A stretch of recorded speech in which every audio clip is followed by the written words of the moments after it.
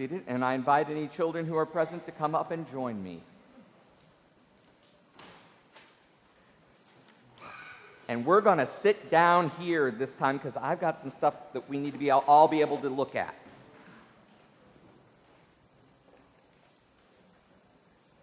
You want to sit right by me? That's cool. Come on. There's lots of room. Sit. Let's all gather around so we can see. Okay? Good. And I'll make sure everybody gets to see. Everybody have a seat. Come on in. Got to make room for Nora, too.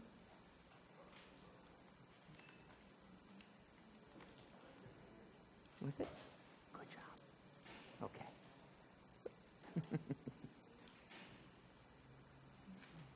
So,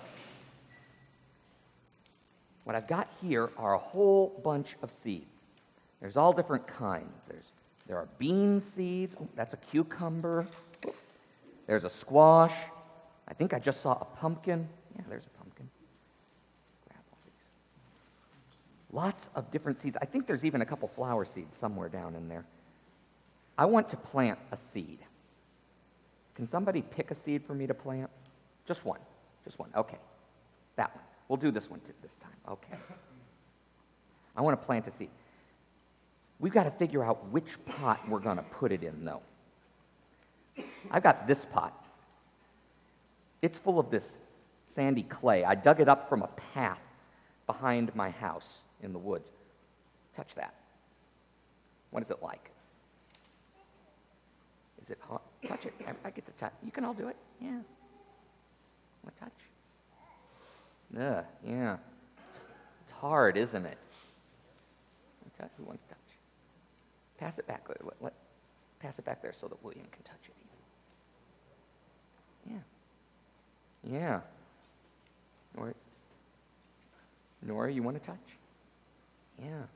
It's really hard, isn't it? Do you think this would be a good place to put a seed? Do you think it would grow well if we tried to put the seed there? No, it wouldn't, would it? So we have to, because it's so hard, yeah. So we probably wouldn't want to plant our seed there. I've got another pot here.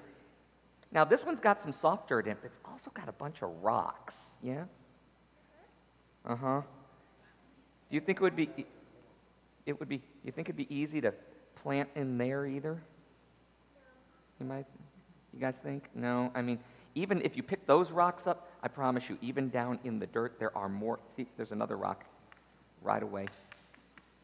Yeah, lots of rocks. So is this a good place to plant? No. This next pot, this is a fun one.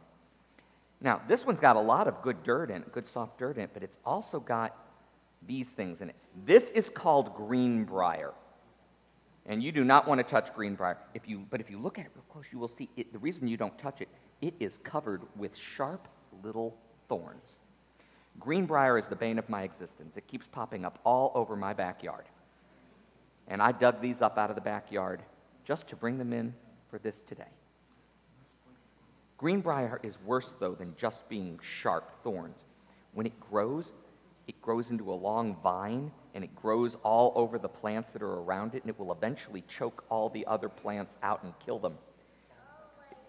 It's not quite as bad as kudzu. It does not grow as fast as kudzu does, but it is, and thankfully I do not have kudzu in my backyard. But do you think we'd want to plant we got a bean plant seed here. Would we want to plant our bean seed in the middle of those thorns? No. This is some potting soil. Touch that. Nice and soft. It's kind of dry. We'd have to water it. But yeah, touch. See it? Yeah. Do you guys think that this would be a good place for us to put a plant? Yeah, you want to touch it, Noah? Yeah, that's the kind of place where we want to put a plant and get it to grow, right? Okay, so that's where we're going to put our seed. I'm going to put a little hole in there. We're going to put our seed in. And then later I will water that, and that will be able to grow. You know, what we just did here is the same thing that any gardener does. If I wanted to plant some plants, grow food, I wouldn't put my seed on the path. I'm not going to put it in the rocks. I'm certainly not going to put it in amongst the thorny greenbrier. I'm going to look for some good soil to plant it on. That's the way it works, right? Well, a long time ago, Jesus told a story about a man who went to plant seeds. Except that man did not do what we just did and put his seed only in the best soil. He planted like this. He put a bunch of seed on the path, and a bunch of seed in the rocks, and a bunch of seed got in the thorns, and yeah, he put a bunch of seed onto the good soil too. Now that is not how you do it, is it?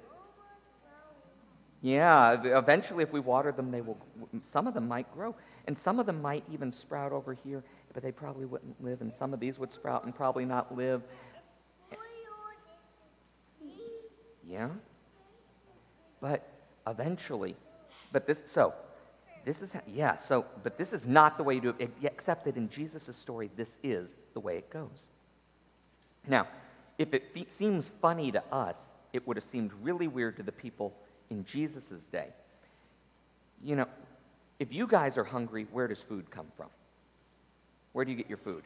Plants. But if you're hungry, if you're going to, now it starts with plants, but if you are hungry, where do your mommy and daddy get the food that you eat? At the store. That's right. So you go to the store. Now there was a farmer who grew the. Yeah. Yes. So there was. So the farmers. Okay. Yeah. So the farmers grew it, but we go to the store to get food. Except in Jesus' day there was no store. In Jesus' day, the only food. Okay. Yeah, we go to the store.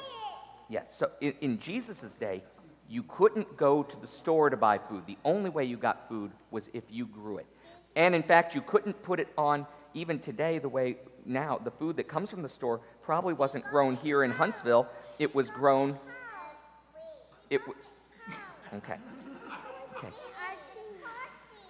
In the car seat. Yes, you go home in the car seat. Can I tell my story? So Jesus was talking to people who had to grow all of their own food. Now, I like to garden. I like to grow some of my own food. That's why I have all these seeds. But if these seeds don't grow, I'm not going to go hungry because I can go to the store and buy more. In Jesus' day, if these seeds didn't grow, it meant people didn't have anything to eat. So in Jesus' day, instead of being out a few pennies for some seed, it might mean that they all starved to death. So in Jesus' day, you would not waste the seed on a path or on rocky soil or amongst the thorns, because that was simply not the way it works. At least not for people who want to be safe and alive. And yet, that's what happens. And so I'm wondering in the story why Jesus is asking us or why Jesus tells us a story about a man doing this the wrong way. And I think that more important than what the seed might represent, although Jesus tells us the seed is the Word of God, that's Jesus himself. I think, and more important than what the different kinds of soil represent, Jesus is telling us something about God and about us, something about how we're supposed to be. If you and I wanted seeds to grow, we would only put them over here. But God knows that even though the odds aren't good, the seeds can grow in these other places and make it. Sometimes a seed finds that little crack of soil between the rocks. Sometimes, have you ever seen a plant growing in a crack in a sidewalk? Sometimes the seed will grow even where it's not supposed to be. Sometimes a seed even manages to live in the middle of all these green briars. Oh, that's very pretty. Eventually, we are supposed to learn. Eventually, we are supposed to learn something from this story that Jesus tells us about seeds. And that something is that God is willing to take a chance on the places where even God doesn't think love might grow. And that we are supposed to take a chance on the places where we don't think love might grow. And indeed, sometimes we're going to find ourselves not in the comfortable, fluffy, good soil. Sometimes we're going to find ourselves in one of these harder places in our own lives. And that even there, we can trust that God believes we can grow there too. Jesus wants us to take chances on each other that are as strange as a gardener putting seed in the wrong spot. Because Jesus believes in you and you and you and you and you and all of us. Jesus knows that even when it doesn't look like it, every one of us is indeed, deep down, like this good soil, where the Word of God can flourish and bloom as love for others. Let's go get ourselves some stamps.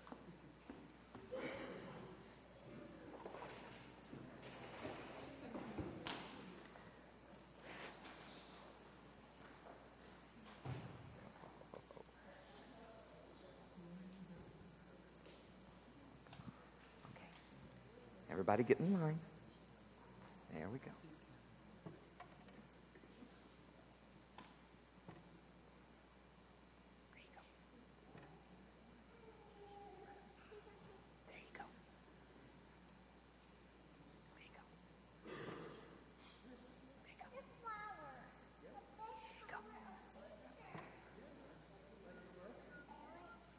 You can have one on each hand.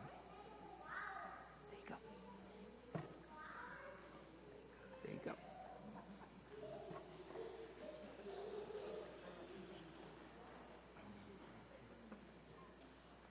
I know.